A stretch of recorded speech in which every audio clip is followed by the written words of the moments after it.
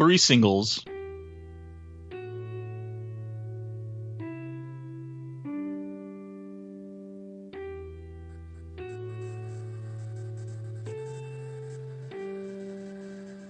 The following program contains adult language and mature subject matter. Listener discretion is advised. One.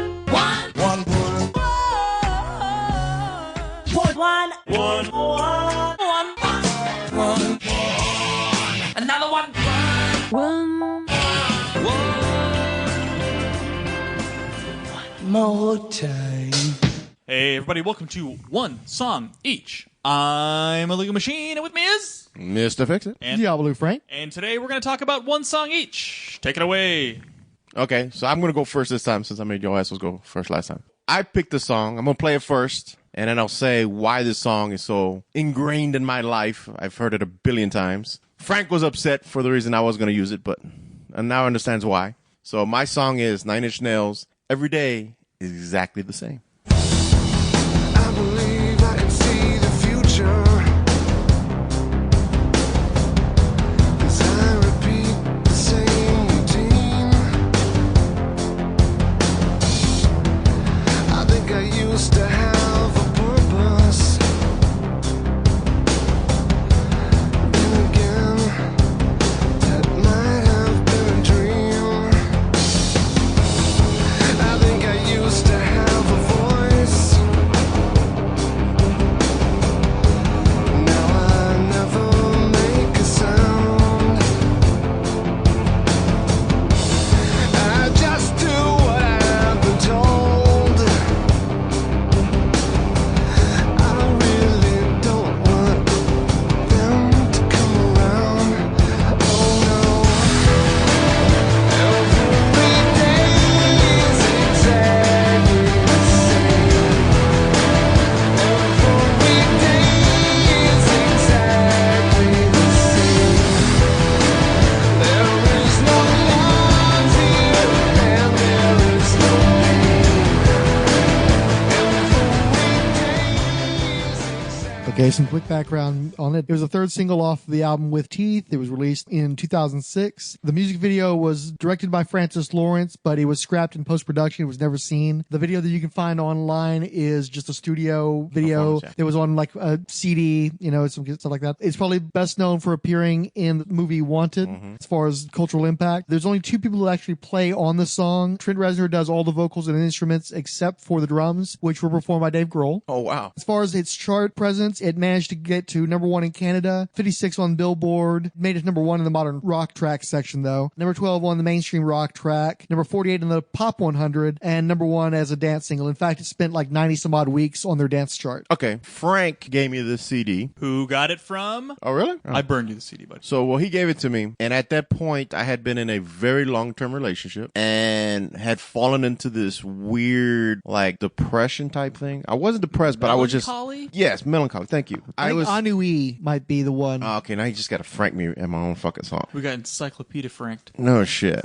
And anyway, so I was really in this weird place where I kind of sat there and I'm like, well, I guess this is the rest of my life. Like, this is just, I'm going to end up marrying her, and this is my job, and, these are my friends. And like, I think even then I wasn't hanging out with y'all as much. I think I kind of fell off the map. It may not have been you. I think at that time period I was either at the sex shop, which meant I was up all night and sleeping all day, and so I was maybe not as available, or I might have been doing the labor job at that point, in which case I was very inaccessible during those years. But even a lot of my other friends, I kind of like had started kind of letting them go. Like I guess I just kind of fallen into this little trap of a world where I could not escape. And you had given me the CD, and I remember I think I was doing something in my room one day, and I put it on. I'm listening to it, and this song played, and it hit such a chord with me that I must have listened to it like 10 times that night. I was just I heard it. The lyrics spoke volumes to me, and I remember thinking like, holy shit, I feel exactly like this. The song is describing my exact emotion, and I don't know how to get out. And I sat there, and it was just the weirdest feeling. And I kind of sat there for a minute, and song's playing, hearing it over and over and over, and just kind of was like, fuck it, step back, and scorched earth my entire life from that point, ending relationships. And she wasn't a bad person. She was a very good person. I just realized that I was no longer growing. And this song reminded me that I did see the future because I did the same shit every fucking weekend. I had lost my voice. Like I had nothing to contribute. I was just a fucking mushroom sitting there. And this song was just so like enlightening to me. So I was like, I got to do something. And I went from this just pillar of salt just sitting there. And then remember, that's when I was just fucking working on like a mad dog and just, I lost a shitload of weight, got in real good shape, was making good money. And I just turned into a fucking animal. Like just grabbed life by the pussy and went to town and I just remember I was having so much fucking fun. And it was nothing bad in that relationship. It's just like you get stuck in that rut and you either sit there and then you just spend your rest of life there, or you say, fuck it, throw it into different gear and try to see what's going to happen on the other end. Cause I remember I was freaking out because, you know, that relationship was all I had known. That was my longest relationship at the time. I was fairly new to a job that I wasn't sure if I was going to make it. I don't know. Just everything to me changed in that year that song came out. And I remember I would go to the gym. Everything I did, I'd always had Nine Inch Nails there. I would always listen to the CD constantly, at least once or twice a week. And so one day I'm enjoying my single life, running around, doing whatever I want. And a friend of mine says, hey, let's go to the movies. Let's go see Wanted. And I had already read the comic. So I'm like, yeah, sure. As soon as that song came on, fucking blew me away. Cause it took me back to when I first heard it. And I looked at where I was at that moment in my life. And I was like, totally got out of that rut. Like whatever that song, when that song found me, it reminded me that that's where you were, but look where you are today. Every once in a while we fall into those ruts. And this song is that song. If I feel like I'm falling into a rut, I start listening to it a little bit. And it just kind of reminds me, it's like, fuck it, throw it in another gear, see what happens. And that's it. And so this song has always kind of held a special place in my heart. Definitely top 10 for me. Maybe even top 5. Because it's just one of those songs. It's just, if I need to catch a breath in life, I put the song on and it just reminds me like, you know, these are the trappings. Know what you got to do. And then that's it. I know that I was working industrial work when that happened because I had worked at a job where I was just killing myself, racing all the time. And I dropped a lot of weight. I put on weight while I was at the sex shop and it took me forever to get that off. And I worked this one job in particular for a few months where it just bled off of me. And then I quit that job because I made a lot of good money off of it because we worked a lot of overtime. And so once I finally left that job, I decided I was going to make some changes in my life, but I wanted to keep that weight off. So I'd gotten a gym membership and I was going fairly regularly. And because it was good through a whole bunch of different gyms throughout the city, I would occasionally just drop into some random gym just to check it out. And so I'm in this weird part of town that I wouldn't normally be in. I just happen upon the gym. I'll go and I work out and I'm usually pretty good about holding on to my stuff, my wallet, my keys, all that kind of stuff. But somehow I'd managed to forget my keys and lock myself out of my car. And so I was in the habit, because I could never get a hold of you when I wanted to call you, I would always call Pussycat and she would put me in touch with you. So of course I call her, so she comes to pick me up. That's when she tells me, oh yeah, me and Fixit broke up. And then started telling me the whole story. I'm shocked. I'm dumbfounded. And I'm a little pissed off because like I'm one of Fix's best friends and I'm hearing this from his girlfriend days, if not a week or so later. I knew nothing of this. I would not have called Pussycat if I had known this. And so then for like weeks, if not months afterward, I'm not hearing from you. You know, I see you a little bit, but like you said, you'd kind of disappeared after that for a bit to try to, you know, change things in your life and shit. And you're not confiding in me, and she is. And so I'm hearing nothing but her side of the story, getting more and more pissed at you because you've not only left her, but to some degree, you've left me too. And I'm like, what the fuck is going on with this asshole? And I remember kind of reading you the riot act at one point after that. And I think you were a little offended. I remember at one point in particular, you told me a story about how you and Fryhole were talking. And Fryhole had said, you know, when this happens, you got to pick sides. I'm either your guy or I'm their guy. And I'm your guy. You're taking it to the mattresses. Right. And then it's sort of like, oh, great. So Fryhole's your guy, but apparently I'm not your guy. You've made me not your guy, asshole. Never completely forgave you for that. But, I can tell. Yeah. But eventually I realized, you know, at the end of the day, even though I'd see her side of things and I felt bad and everything, I didn't want to be her sounding board for the rest of her life, my life, whatever, for however, because this went on for months, I think. Yeah. And I just started my relationship with Paquita, and it's like, I can't be spending hours on the phone when I've got a girl that's spending time with me now. She's not going to appreciate this stuff. At this point, it's getting to be rehashing. I'm tired of hearing all the bad stuff about my buddy. Whose side am I on? Am I on Pussycat side or am I on Fixit side? At the end of the day, I'm still on Fixit side. Whatever misgivings I might have had, given how things broke down, and the fact, again, you did not tell me, confide in me, anything. I think I didn't want you to broke it up for like a week plus, and you hadn't told me jack shit, and I get surprised being picked up from a gym. Honestly, that's the first time I've ever heard that story. Yeah. You've never told me. I didn't want you to have to pick sides. I guess that's what my biggest concern. I knew Fryhole was already, his side was picked. The minute I brought it up, it's like, done. Don't worry about it. She died in a car accident as far as I'm concerned. I was like, fuck, because we'd always been the Three Amigos for so long. So I was like, fuck, I don't want to put them in the middle. We did spend a lot of time together. By Three Amigos, you're meaning me, you, and Pussycat. Yeah. And so I didn't want to. I would only occasionally tag along. Yeah. Whereas I spent most of those years without a vehicle, without much in the way of prospects, and and so I was the third wheel puppy dog who rode along with you guys. True. You were at the point in the relationship where you needed a spare person to kind of keep up the conversation and act as a buffer. It's like Sometimes, yeah. It was mutually beneficial. Yeah, but at that time I was like, I didn't know how to deal with it. Like, I don't want to put him in the middle because I knew you would probably go my way, but I wasn't 100% sure because I was like, because I'm the one that initiated the breakup. Like, I'm the one that just kind of, I still remember breaking up with her, taking her to the restaurant, and she's like, this is a nice restaurant. I remember telling her, oh, you're not going to like this. And we sat down, we ordered dinner, and you would think you would wait till the end of dinner. And I was just like, fuck it. And I told her right there. So that was the most awkward dinner because it was between crying and her eating and then crying and eating. I was like, man, that was a really fucked up moment to do it. I should have really waited to the end. And well, what's interesting to me is, so she was eating? yeah. It's just, you think like, okay, I'm entering a relationship that's lasted longer than a decade. You think that might take away your appetite, but I was like,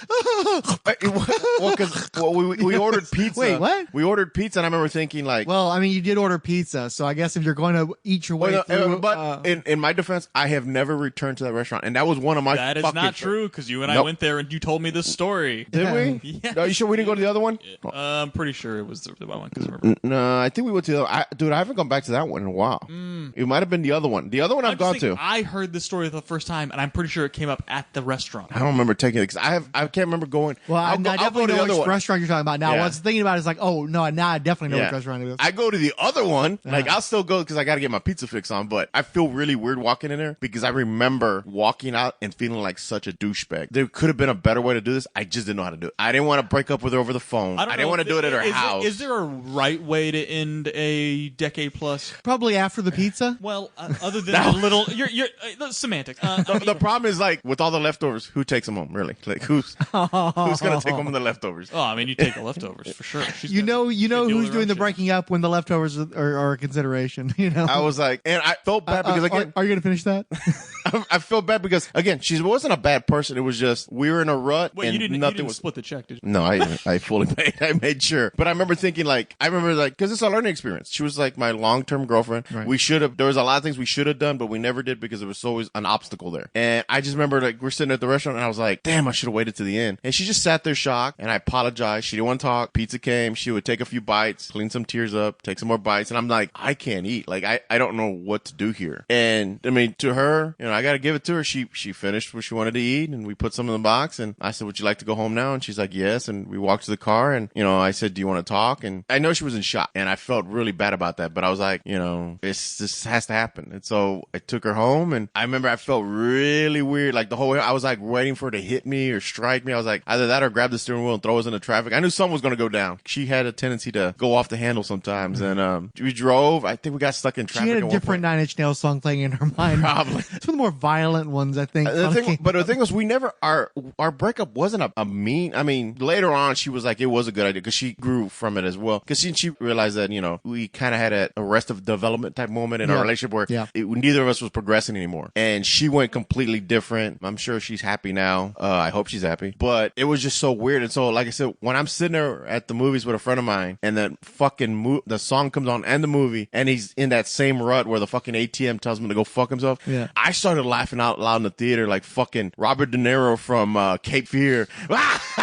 And people are like, why is he laughing? It's not that fucking fun. And I'm just like, holy shit. Came back around. Like, I was just one of those fucking moments. Dude. And I remember my friend was like, what the fuck is wrong with you? Because I laughed for a good 10, 15 minutes. Like, that scene ended and it moved on. And I couldn't stop laughing because it was one of those things where I had kind of gone through that transition where I had reached where I think I needed to be at that point. And I was doing what I wanted to do. And life was changing. And I was running, like, building new relationships and this and that. And then to hear that song and kind of like, to hear it and just be reminded, like, remember where you were? Look where you're at now. Ain't it great? And I was just fucking like a moron laughing at that fucking moment. The truth is I should have seen it coming. I think that your devotion to Fight Club, if nothing else, was a big, red flag that maybe this guy is not content in his existence. And yeah, I was definitely kind of hurt and pissed off. I mean, you're the guy who says I'm your brother and then you're not fucking telling me anything. Oh, dude, I'm telling you, that was a fucking weird time. Dude. I know. Well, and that's just it. Despite months of hearing the negatives about you and hearing her side of the story and spending time with her, ultimately I was like, I'm still Fixit's guy. She's a great girl. We had good times together as a trio, but ultimately, who am I in this for? Who is the person and I want came to to you later. I told you. I know. And we hashed some of that shit out. I was flying out, and you once giving I was your ready, side as well. Once I was ready to put wheels to the ground, I made sure you were the first one I came to. No, you didn't. Yes, I was. You guys were broke up a week plus before I even knew anything, and you were like fucking ghosting for weeks, if not months after that. Well, dude, 'cause I literally lived in the gym. I get that. I get what I'm saying. I guess when you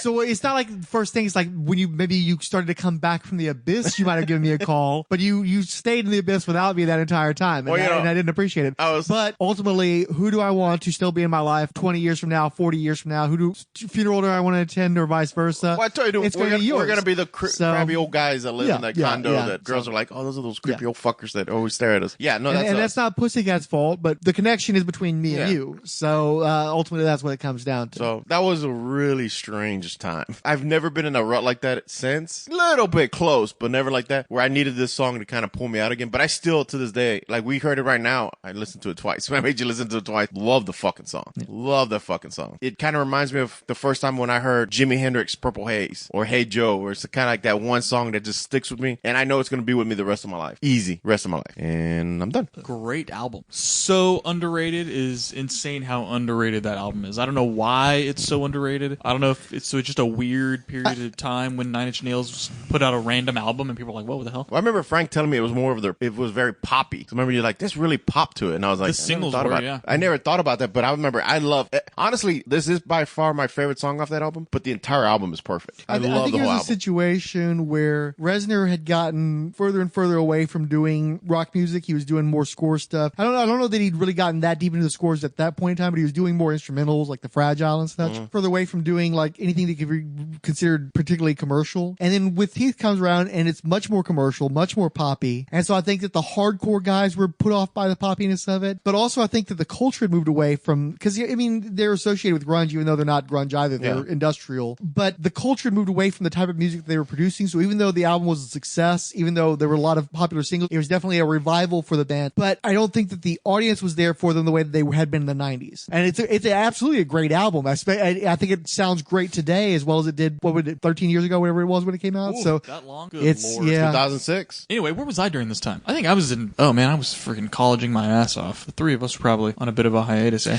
A little bit, yeah. We weren't spending as much time together then, no. After 06, that's when we all started hanging out more and more together again. Because up to then... No, actually, I think I was pretty absentee for a number of years around then. So let's see. No, it was around 06. Remember? I was in and out. We would go to your house and you would be the computer, you had the TV there. Yeah. I mean, I'm not saying... that big container of anal lube, or what was it? Some kind of weird sexual gel. I don't know for sure. I mean, I've had lubes around the house for years. I just remember we walked in and she looked at the sex shop. But at the time when I was still with Pussycat, I just remember we sat down on the couch. She looked over and she goes, "Is that what I think it is?" I'm like, "Don't touch anything.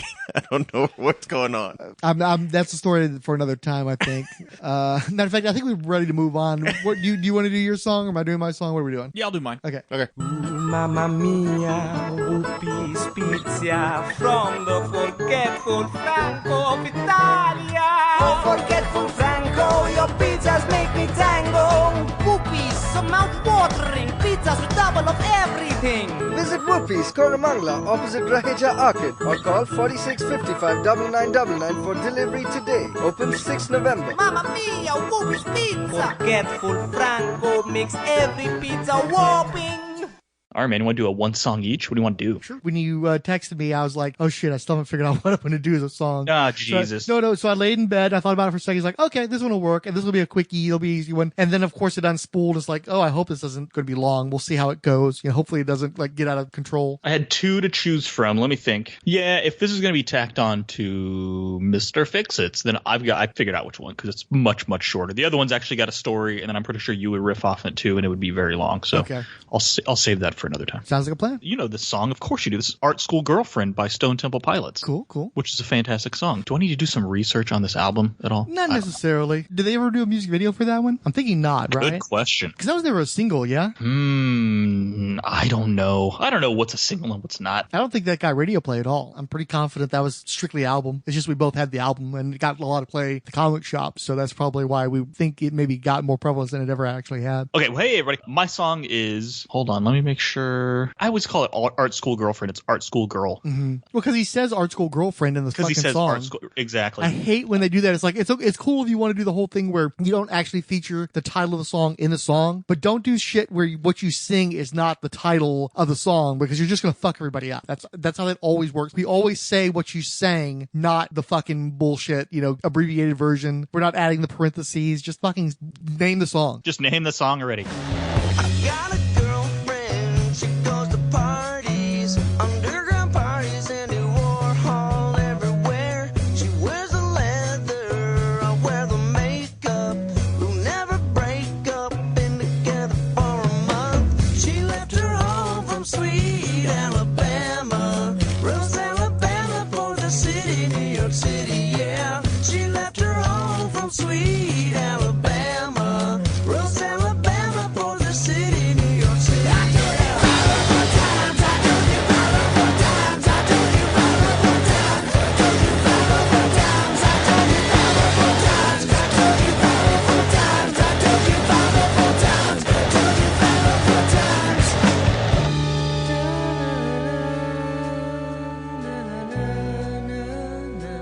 Anyway, yeah, so this song, Art School Girl, is from Stone Temple Pilots' record Tiny Music, Ellipses, song from the Vatican gift shop from 1996. I love this song. This is like one of the more toe-tapping tracks on any Stone Temple Pilots album that anytime this song comes on, I got to listen to it all the way through. I can't stop listening to it. So this came out in the late 90s. I was in art school, and it was just class after class of art, knowing that, hey, this is probably never going to be a career for me. And then I go to college, and I have no clue what I want to do as a career, so I continued taking art classes. Folks, listeners, you do not understand the number of lost art credits I have on my college transcript. They just went into the ether. I took drawing 1, drawing 2, painting 1, painting 2, design 1, design 2, art history, art appreciation, sculpture. Ridiculous. Just absurd amounts of art classes. Until I finally figured out what my career was going to be, and then I took more specific useful classes, like employable classes. And I'll tell you, I knew I was not going to be an artist when I was in it was college, my first year of college. I was at a community college here in town. Our teacher, this is painting 1. He rolls in a TV, because back then you would have to like literally roll in. It was like the strapped down CRT TV, or with a tube TV, pops in a VHS or whatever the hell it was. This woman comes on, and she's of course like looks like high school art teacher. Like she's kind of got like a muumuu robe kind of thing on, and she's very crunchy as they say. And she's just like, I am a professional artist. She's like, I don't have a 401k. I don't have health insurance. I don't have a paycheck from week to week. I don't have dependable income. I don't have and she was just going off on all this stuff she doesn't have. But then it was like, but I love my job or something like that. And as she was going down the list of negatives for being like, I'm an artist, like this is what I do, you could just see all these people who probably have drawn every day of their lives and painted, and were told in art, in high school and junior high that you're such a great artist. Oh my God, you've always been so good. And then you go to college, and then it's just this, your teacher puts this video on that is like, this career is hopeless. None of you are ever going to make any money of it. You know what I mean? Like you can't support your family with it. Like this is not like, maybe one of you, maybe the whole class, one of you could actually become a successful artist. The rest of you are just completely shit out of luck. Oh, okay. That's probably the wake call I needed. Like that. Okay, that's fine. But it was just hilarious to look around the room and the look on these people's faces, and they're just they're setting their paintbrushes down or whatever. And they're like, good Lord. In spite of that, not knowing what I wanted to do, and that was why I went to, and I was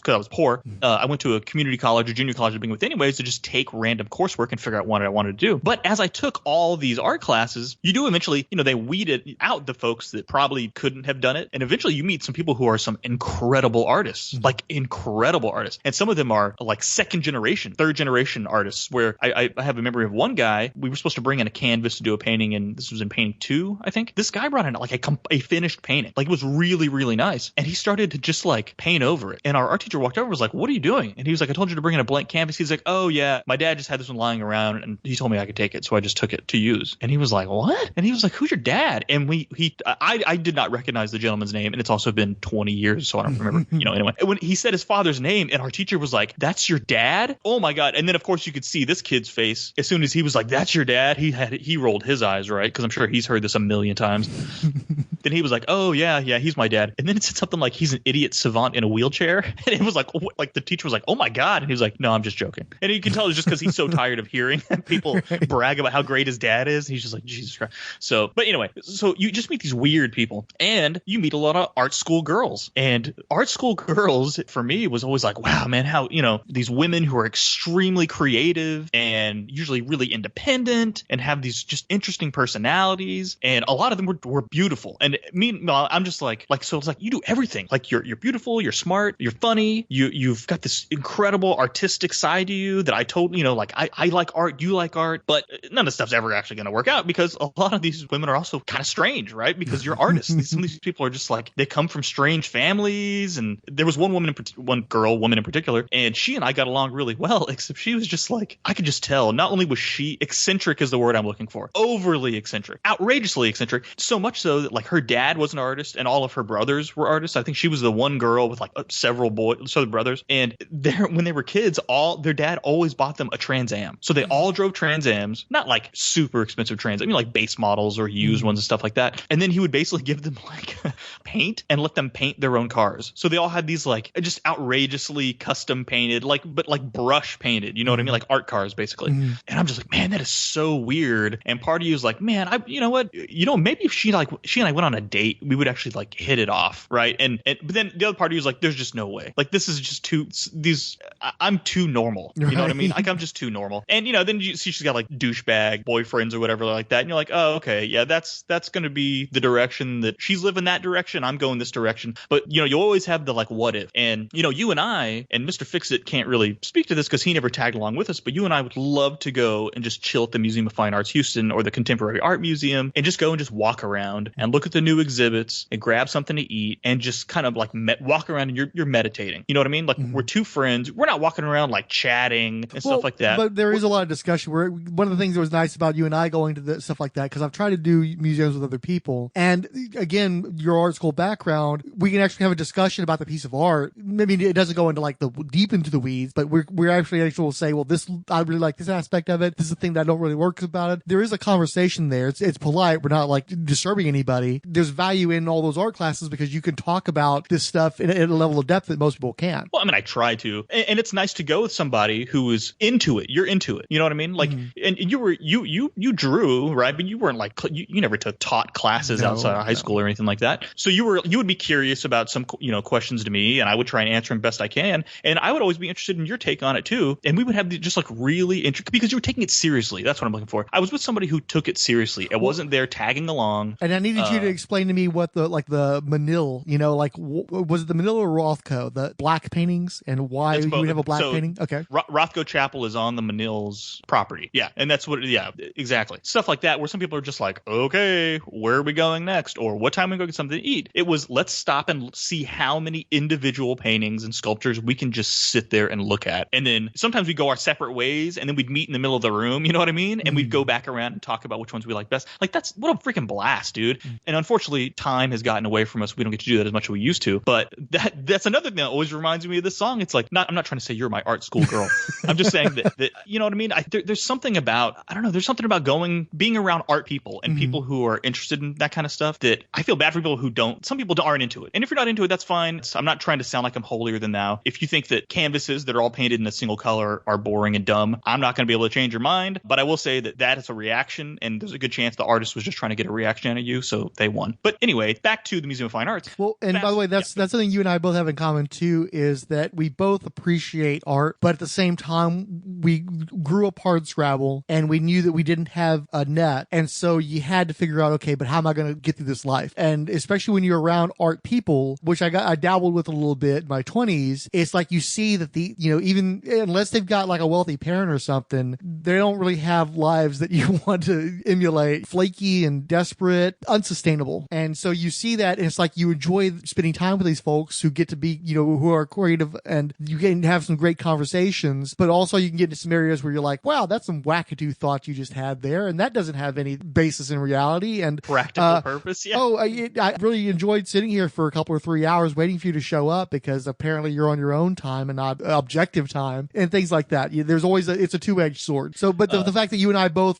can appreciate art, but also have a firm grounding thing. It colors our perspective. Yeah, and that's so. Anyway, to continue on the Museum of Fine Arts. So now, fast forward, I've always remained a member of the Museum of Fine Arts, even though I don't get to go as often as I want to. They have a Christmas party every year we go to, and they're expanding the hell out of the Museum of Fine Arts, and they've added a school, and they're doing really, really awesome stuff down there. So I like to support the museum, and also if you remember some of the big exhibits that come through, they'll give you like a huge discount on and stuff like that. So that's cool. Fast forward, so you and I have been going to the museum since the late 90s, early 2000s. Suddenly, I'm there with my wife and kids. I don't remember if it was for a Christmas party or something, and I see a flyer on a table, and I pick it up, and it's talking about young people who are interested in art. If you're in your 20s and 30s, there are like singles groups where you all meet up at the museum on certain days. It gets coordinated, and you're all members of the Museum of Fine Arts, and you get to go hang out at the museum all day and socialize and meet all these other single people in your age group that have a similar interest. And I just remember I don't know if I called you or I took a picture of the flyer, and I was like, where the hell was this Right. 23, 24, 20 years ago? You know what I mean? And we've both gone our separate paths, and I think we're pretty happy with our paths. You know what I mean? But it's just like, that was one of those things. Like, that was it. That's the whole, anytime we were really at the museum. This was what you know we I mean? wanted. This is the thing that we needed back then. Why didn't you have that available to us then so we could enjoy that? Or so that you never got to actually sample that taste. You know, you never got to actually have that experience with having the art folk school girlfriend. And because of that, there's always that little bit of wanting, no matter how happy you are with your circumstance, not having ever been able to explore it. There's always going to be that little nagging part of you that's like, what if, you know? Right. And at the same time, I was like, how the hell did we not think of this?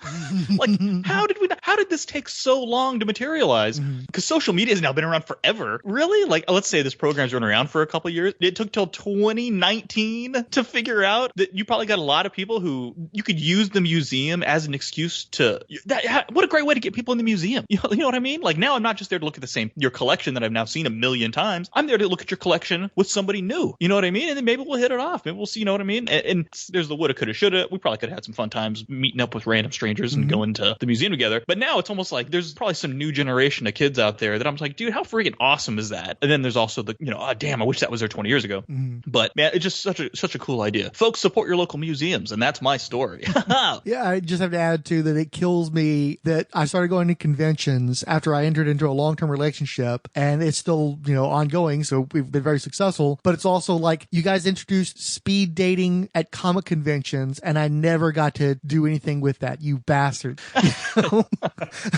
It's like, okay, you especially if you're a comic book guy, you spend your whole life trying to find a comic book chick, and it's like, oh, they have that now, but it's too late for you. Oh no, it's for the next generation. Your sacrifices are not in vain. You kids don't know how good you've got it. But then, of course, what happens is you get in there and you got somebody who's like really like hardcore into this thing that you hate, and you end up not, even though they're so close, they should be able to be simpatico. This one hates X-Men and this one hates the Justice League, and you just can't make it work. I'm sure that there's still plenty of reasons for people to sabotage their happiness over dumb stuff. Or no, it's more like you like X-Men, she likes X-Men, but she likes X-Men and steampunk, and that's the deal breaker. Go listen to Art School Girl by Stone Temple Pilots. It wasn't a single, and the song is phenomenal. It is so good. I love that whole album, but it's definitely one of the highlights. And speaking of the long-term relationship, one of the only mixed CDs I ever made for her, I put that on there. She's not an art school girl, clearly, but there's that bit where he's talking about, I told you 5 or 4 times. And Paquita has this thing where she'll do the higher number first. And in the West, we're so big about the sequence and going from lowest to highest when we talk about things like that. And just that bit about, I told you 5 or 4 times, always makes me think of her. Yeah, it's a great part. It's a great part. 5 or 4. And it's one of those things, we don't even know what that means, why that song is in there, why that lyric is in there. But sometimes it just takes that little tiny snippet for you to connect to something, and it becomes a thing that's relevant to you. Sometimes it's amazing how that one line can make all the difference, which actually segues into mine. So here's a great part of this song, because we didn't really go. We went through the 5 or 4 times set of the lyrics, but this is what I'm talking about. This was the woulda, shoulda, coulda, where he says, I got a girlfriend, she goes to parties, underground parties, Andy Warhol everywhere. She wears the leather, I wear the makeup. We'll never break up. Been together for a month. And that's exactly how I would picture if I would have dated any of some of those girls. And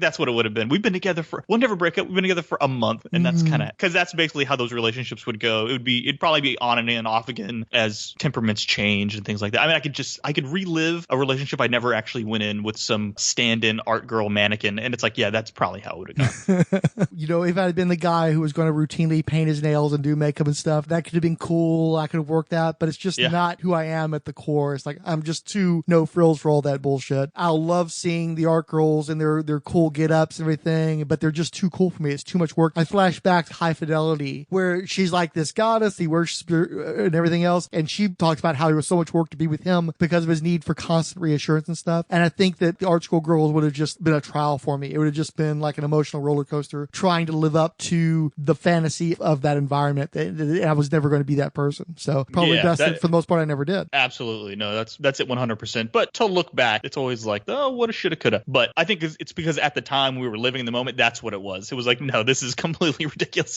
This is a pipe dream, but whatever. I did have a little bit of that, but I was always the square, and that was another thing that's kind of a bummer is when you're with somebody who's that artsy and that ethereal, transcendent, it makes you aware of how corporeal you are. And when you're around their flaky friends who are tripping balls and stuff, I couldn't afford to pay the consequences of that kind of lifestyle. They really couldn't either, but I wasn't willing to put myself in the position that they were willing to put themselves in necessarily. So I'm just constantly comparing myself in the sense that they're nuts and weirdos and strung out. I don't have the time for that. I don't have the energy for that. I don't have the resources for that. I'm not that. So why am I around this? It's fun to visit. It's fun to be a tourist in this world, but I could never take up permanent residence here.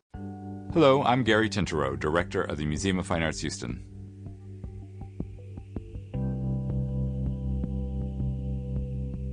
Each year, hundreds of thousands of visitors engage with our encyclopedic permanent collection of nearly 66,000 objects through exhibitions, educational programming, art instruction, and community outreach.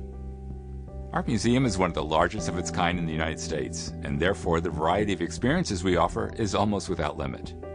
Our two main gallery buildings present collections from antiquity to the present, with special galleries devoted to the arts of Asia, Europe, and the Americas.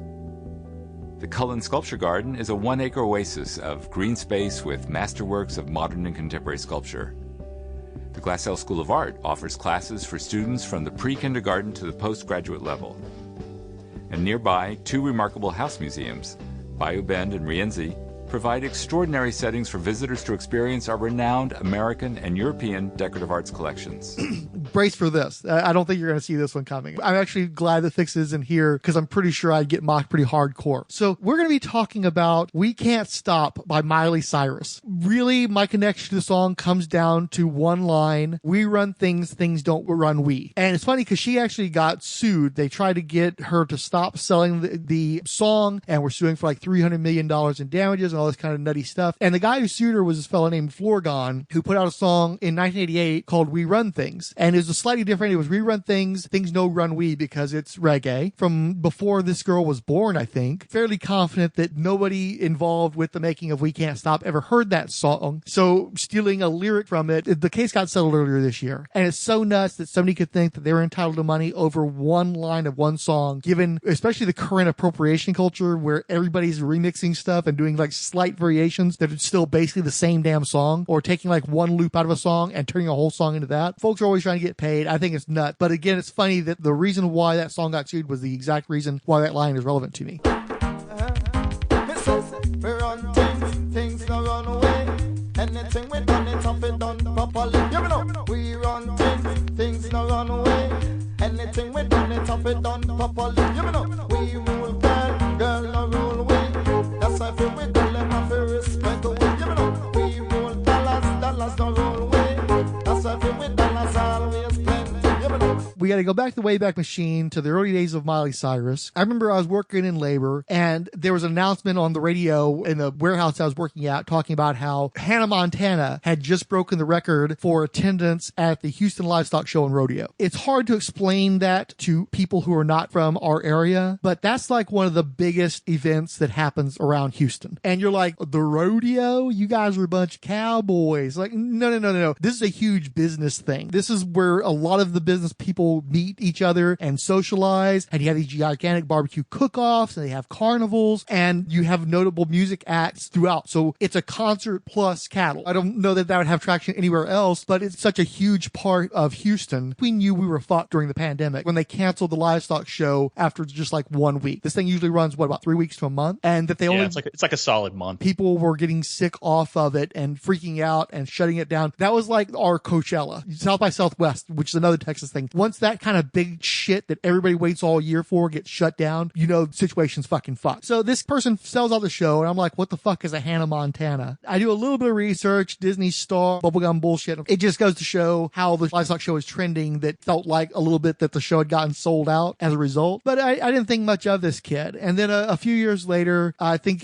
she did the Party in the USA song, and that got a lot of airplay, and she was doing it under her actual name, Miley Cyrus, and people were joking about how she's Billy Ray Cyrus's kid. And I'm like, okay, whatever. I thought the song was cute, but I didn't think much of it. What I actually took note of is that at some point she tried to get backstage with Radiohead, and Radiohead shut it down. They wouldn't let her backstage. And I just thought it was a gas that these guys were so cool that even like the huge pop store, they were able to cut her out. It's like, no, we don't have time for your silly, selfie bullshit, and just wouldn't let her in. And that always kind of stuck with me. And then a few years later, she got to be legal, and she was trying to break loose of her Disney image, and she did some ridiculous video where she's like a bird in a cage and in provocative outfits and stuff. Okay, there's another Lindsay Lohan. There's another ridiculous performer that's going to try so hard to sully her image so that she can get attention. And look, I'm a grown up now. I can show you my boobies. This is a person that way too young for me to even be paying attention to. I'm certainly not the Disney demographic and haven't ever really been. And so she just was some bit of pop culture ephemera that I figured we're just going to dry up and blow away, essentially. And then this song comes out, We Can't Stop. The album is called Bangerz, and I didn't know what a banger was at that time, but I learned pretty quick because the song itself is a banger. It's a really cool tune. It does have a little bit of that reggae lilt to it, so that maybe gives a little bit of validity to the Foregone lawsuit, but it's its own thing. And later on, it turns out the song was written for Rihanna, and you can hear that. So you could definitely hear her patois if she had been the one who sung it. And while it was written with her in mind, my understanding is she never actually heard the song, so it was never officially offered to her. Everyone in line in the bathroom,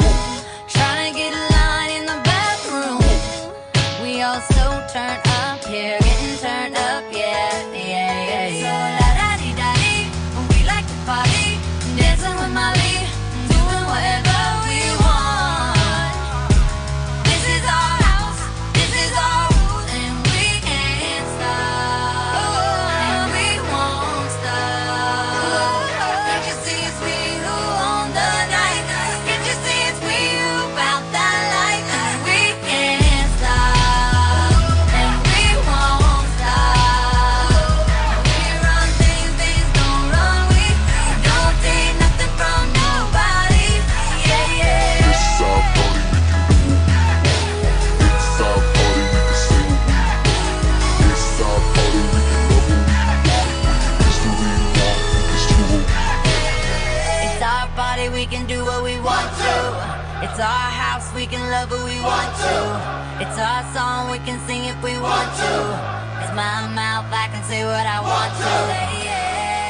That album that she had done had flopped, and she was focusing on her music career, her acting career. And so she was just kind of continuing to do that, but that wasn't maybe going as well as it could have either. The couple of movies that she had done after she had announced she was going to focus on acting hadn't done that well. So I guess she maybe stepped back and decided she needed to, focus on something that's working for her. And right at that particular moment in time, maybe nothing was working for her. Completely rejiggers her image for Bangerz. Close cropped hair on the sides, the tight white outfits, the ridiculous crooked tongue thing, the teddy bears, all that weird iconography that she came up with for that. All of a sudden, she was like the cautionary tale. She was like, the one that the dads were afraid their daughters were going to take to. And it worked. She was huge for a while there. She performed the song for the VMAs with Robin Thicke, and it was a very provocative demonstration. It was basically the modern Madonna Like a Virgin performance, still seen as something that, she took it too far. This is the point where I broke from Miley, yada, yada, yada. But it doesn't stop the fact that this is a really great song. And then she comes around a few months later with Wrecking Ball, which is just this enormous hit. It goes like number 1 and number 2. That's another one where the iconography of that, Terry Richardson did that video before everybody knew he was super rapey, which is weird because we always kind of knew that. It really wasn't a surprise. I mean, this is a guy who takes pictures of himself having sex with his models, so it really shouldn't come as a surprise that he was sexually harassing people and finally ended his career. But that was sort of like this last thing he got to do before they came for him, essentially. Very stark imagery, white background, the Wrecking Ball. Now she's running around with a sledgehammer while wearing undergarments. It's ridiculous. I remember in particular they did that lip sync battle, and one of the ways they launched that was Anne Hathaway actually swung out on a mock wrecking ball during her performance. But getting back to this one, it was a good song. I enjoyed it. And there was that one line, we run things don't run we. And for some reason that resonated with me, I think because of the work that I do. There's always people coming at you trying to demand your time, demand that you do things the way they want it done, and yada yada. No, you don't tell me how I'm going to do this. What I do is stressful. What I do takes knowledge. It takes experience. It takes a lot of things. I know what I need to do this job. You don't tell me how I'm going to do this job. Pretty experienced now. I've been doing this for a while. And so when the young ones come into me and they're talking about, and not even just the young ones, also some of the ones that are my contemporaries that maybe don't have the same time management skills or people management skills, they'll come to me and they'll be talking about all the pressure they're under and everybody wants everything from them and everything wants all at once and how it's driving them nuts. And I'm this old dude who comes out with this chestnut about we run things don't run we. And it's funny because oftentimes I'll be talking to like a young girl or something and they grew up in the Miley Cyrus generation and perhaps nothing else I would have said would have necessarily gotten traction, but because of they actually know what I'm referencing, it often gets a laugh and sometimes it actually gets traction in the brain. I can see them changing how they do the job. If the president tells a soldier to shoot somebody, if that person shoots that person, they're still going to go to jail. They're still going to be tried because it doesn't matter who gave you these marching orders. At some point, you have to take responsibility for that action. You guys are not doing what you need to do. And it doesn't matter how much more education you have than me or how much more experience or how much higher you are in the food chain, how important you are. If I say we stop now, we stop now. And it doesn't start again until I say so, or you get somebody else in here who's going to take responsibility for the shit that you guys are trying to pull. So the rest of the song is just a goof. It's about partying.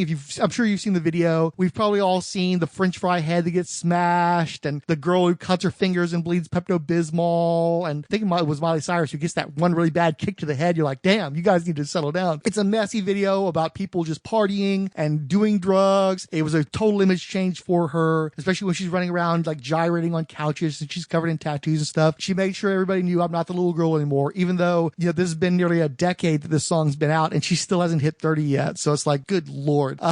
And she actually recently came out with a video where it shows the aftermath of that party, where all the trash is strewn all about and floating in the pool and showing that you can't maintain the lifestyle that's being not necessarily advocated in the song, but that's being observed. I'm just here for the taking control of your life and taking charge and making sure that you are always cognizant that we run things don't run we. Yeah, look, I'm not going to pretend like I'm some sort of Miley Cyrus connoisseur because I'm not, but I think the line itself is really good. And you can apply it to anything. You can apply that to relationships. You can apply it to friendships. You can apply it to work, where at some point you got to draw a line because, like you said, the shit rolls downhill. So the person who tells you to make that decision is probably telling you to do it because you're going to be the one who gets in trouble. You're going to pay the negative consequence. And if everything goes right, they're going to get the reward for it. You got to pick your battles, but it's certainly something to remember that sometimes it's okay, even though that, someone's superior or someone has maybe some power over you. So every now and then you got to be like, no, like not happening. It's stopped. You want to go ask somebody else, go ask somebody else. But just so you know, since I could see it's wrong, now when you go to the next person to ask them, that's going to be in your head too. I think it's a valuable lesson. I think, and like you said, you were explaining to some young folks. Again, we're talking like we're extremely old or whatever, but we've been in professional settings for a very long time, and non-professional and relationships and friendships and stuff like that. And it is something that it's hard for someone who's a little more naive and a little more unseasoned to do is to sometimes just be like, no, there's smart places to draw the line and there's some not so smart places to draw the line, but there is a line. You shouldn't be kowtowing. Is that I don't even know if is that even the I don't think I've ever used that turn of phrase before. Anyway, somebody should know I can't ask him because I know like I know he's going to say no or she's going to say no. Like you know what I mean? If you're not putting off that, or maybe look, it's nuanced. Okay, you can work somewhere and be a kiss ass, but because I think kissing ass is good. You should kiss ass at work every now and then, but you shouldn't be the one where it's like, oh, I know this guy will do it because he's just going to roll over and listen to everything I say. I think at that point you're a tool. Yeah, and nobody's going to really have any respect for you. But that's why it's up to some of us, some of the elders, to make sure people know. Don't let people fucking push you around like that. You're a professional. You earned your shit here too. The song is about empowerment and about a willingness to take that power, even though you might be misusing it. You may not be the best person to be in power, but taking back your power, recognizing that sometimes there is, in a particular moment, it's okay to eat a sandwich sandwich on white bread stuffed with $100 bills. It's not necessarily universally applicable, but sometimes in the moment you can make a pile of white bread, a mountain out of it, and that's okay because that's what you need in that particular moment in time. I kind of want to go watch this video now. You've seen the video, haven't you? I seriously doubt it. I seriously doubt it. Can we talk about Miley Cyrus for a second? Sure. So here, it's very funny that you mentioned this, like hilarious. And now I'm really glad Mr. Fixit's not here because his mind would explode and implode with the statement I'm about to say. I listened to a Joe Rogan podcast with Miley Cyrus that came out yesterday, sir. Came out yesterday. Relevance. I listened to an hour and 50 minutes of a 2 hour and 15-minute Joe Rogan podcast from Miley Cyrus. And it was, I gotta tell you, man, she's not the most interesting bird on the street, dude. Like I don't know. Sometimes I think some people, when they get so famous, are just like, everybody loves Keanu Reeves, right? Do you really think Keanu Reeves would be great in like a 2 hour long video where he's supposed to kind of open up and be like I don't think so. I think Keanu he's Reeves not has a been chatty guy. No, I think he's just been so famous for so long. He's not going to understand. And a lot of these people are guarded too. Mm-hmm. And it's like, well, I'm supposed to open up in an interview. Like, this would be kind of weird. Like, that's kind of what it was like. I guarantee you, Keanu Reeves is the guy where if you want to talk about motorcycle restoration and stuff, he could probably do a couple hours on that easy. Hell yes, know? right. But if you're in their zone, then you're fine. But once you start trying to talk about stuff that they're not comfortable with, they will just shut down him especially. Yeah, so it kind of turned into like an hour. It was like I said, I listened to an hour and 45, and I was like, why have I done this? I should have been watching freaking Briscoe County Jr. all day. Like, this is out of freaking control. So then she's just like, it just turned into this, oh yeah, I did all these drugs, and I did this, and I did that. And she's like, but you know what? We're rich. I'm rich. She can only get into so much trouble because she's just so rich. Mm-hmm. And her dad was rich. She was rich growing up. And then she was rich on the Disney Channel. And now she's rich because she's super popular with all this stuff. So yeah, she did a lot of drugs and stuff, but she is rich. And she can kind of afford to screw up. And a lot of people don't get and now she kind of admitted that too. She was like, look, I can afford to screw up. I'm rich. People kind of leave me alone or whatever. She gets a lot of extra chances that a lot of people wouldn't get. But man, it was tired here. Once we went through another story where she got to reflect that, I was like, man, she's told the same anecdote like 5 different times in different ways. I'm like, oh, this is an awful interview. Like, this is terrible, dude. It only would get interesting where she would drop some anecdotes about Dolly Parton, who's her godmother. Mm-hmm. Outside of that. She did a really nice cover of Jolene too, by the way. Yeah, and that came up. Yeah, it was not good. Well, and again, she did become something of an object of ridicule after the VMAs in particular because she was just so hypersexualized. But I'll always respect her because she did what she wanted to do, what she expressed who she was in the way that she wanted to do it, and I'm sure it was a freaking blast, that song that she came out with last year. I think it's called Slide or something, or Just Slide. And showing, well, that was cool when I was 20. I'm pushing 30 now. I can't be doing this shit anymore. I've moved on from that. It's probably great to have had that experience, and it's probably a blast, but also it gets to be a little sordid and a little tired, and you start to feel a little grimy after a while doing that. And what I think back to is somebody like a Taylor Swift, who's always maintained this pristine image. Every album was about the relationship that didn't work, and she was always dating these famous guys, and the relationships always sputtered out almost immediately. And of course, I always go back to, well, at some point, it's kind of about you, isn't it? It's like, if it's nothing but one failed relationship after another, that's probably your problem. Maybe you need to do a little bit more Molly, and,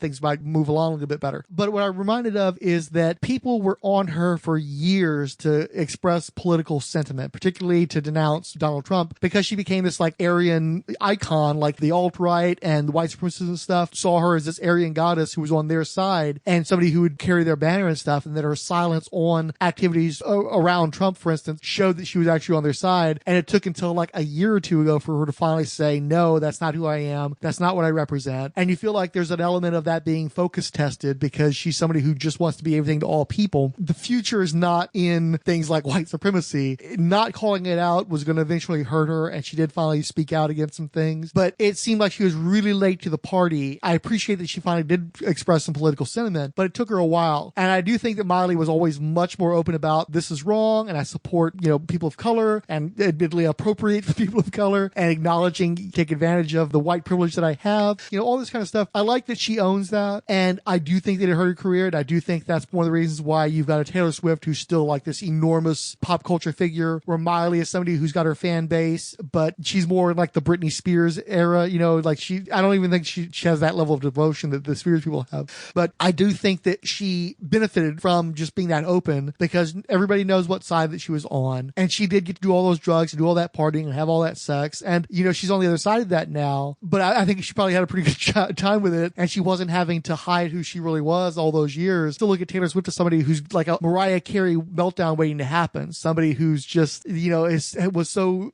suppressed for so long and trying so hard to just be everything to everyone that I do think that there's going to be a personal toll that is taken because of those choices that she made or lack of choices that she voiced. Yeah, well, it sounded from the interview though. At least she's kind of gotten over that. Some, not maybe like the sex stuff is going to be part of her image. That's just sort of what she's done that so long now. That's going to be kind of part of it. But it sounds like maybe the drugs and stuff. Maybe she's chilled out. I don't know. I gotta be honest, I don't really care. But yeah, I don't really care. Rest assured, Diabolu Frank, your girl Miley, I think she's turned around some of the harder stuff she's been up to. She's gonna do whatever she's gonna do.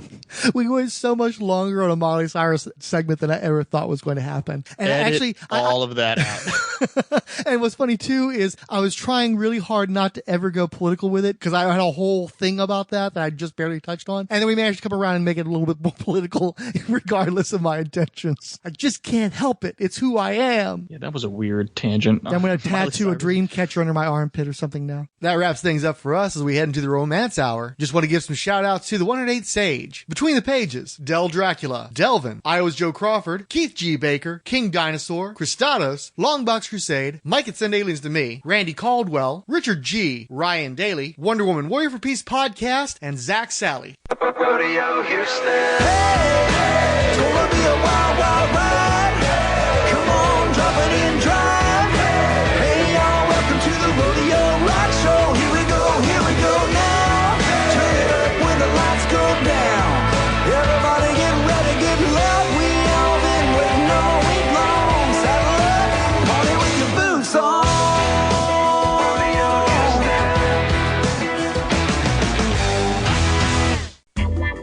And now it's time for the House of Love.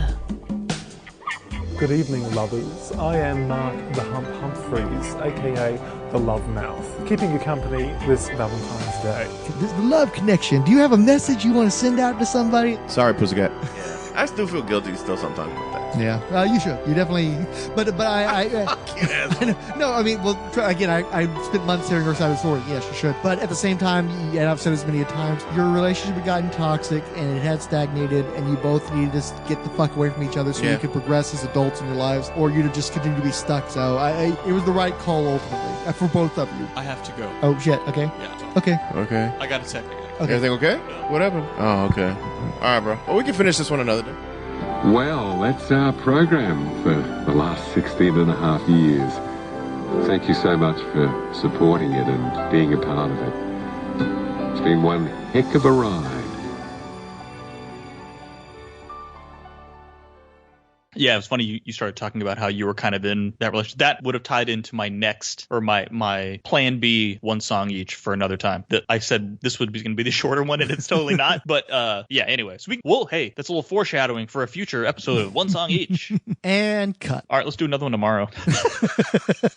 One Song Each is a Rolled Spine podcast. This is a not-for-profit fan production. Any copyrighted materials used is believed covered under fair use, with no infringement intended. Please leave your comments and criticisms on our website. We especially encourage participation on this show. Feel free to call in and leave a request. Maybe you'll even get featured on the show. We thank you for your rapt attention.